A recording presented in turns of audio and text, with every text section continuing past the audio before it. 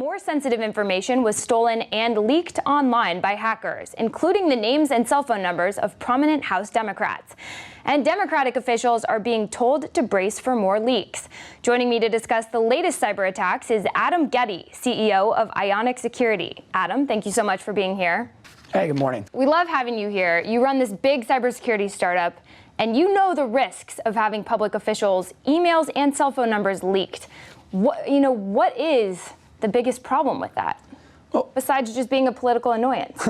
It's definitely annoying. Could you imagine having to reset your cell phone number and get it out to all your friends? But could you also imagine, however, though, that it doesn't take much, maybe a few $100s, for somebody to be able to physically locate where in the world a cell phone currently is? And for our elected officials, especially U.S. congressmen and U.S. congresswomen, that's a very real physical security problem, especially when they've now been actively targeted. And what about the emails? So on the email front, I think it's annoying that email addresses get leaked, but in the public sector, those email addresses are actually already public. The content of those emails, however, have been shown to contain many interesting topics, not the least of which were the personal exchange of PII, personally identifiable information, for our donors. Yeah. So there's social security numbers, names, date of births of some very large Democratic National Committee supporters that are just floating around in those emails. Scary stuff. And one of the biggest concerns is that Russia is behind this attack. If this is state-sponsored hacking, what can the U.S. do about it?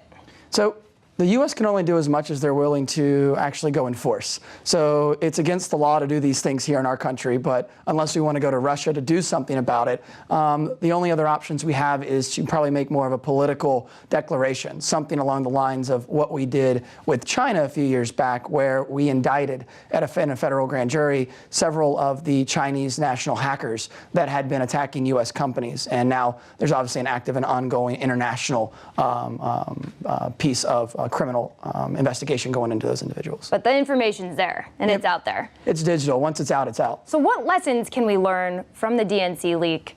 What can people who are part of organizations, businesses, political groups, what's the bottom line here? I think the first lesson to take away is that getting security right is very hard in this digital age we live in.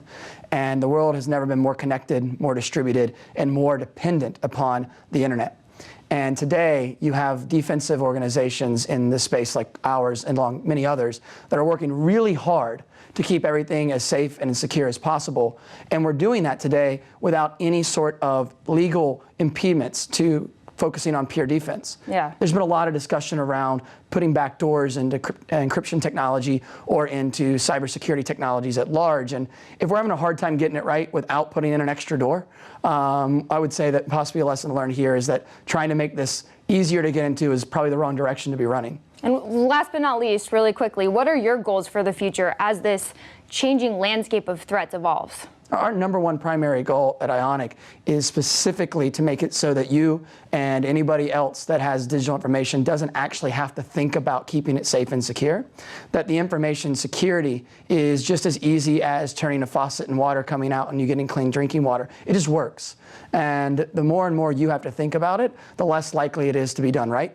So our job is to every day figure out how to make good security easy for you to use, and that's what our goals of the future are. Adam Ghetti of Ionic Security, thank you for being here. Thanks for all the info. Appreciate the opportunity. Sure, we'll talk soon.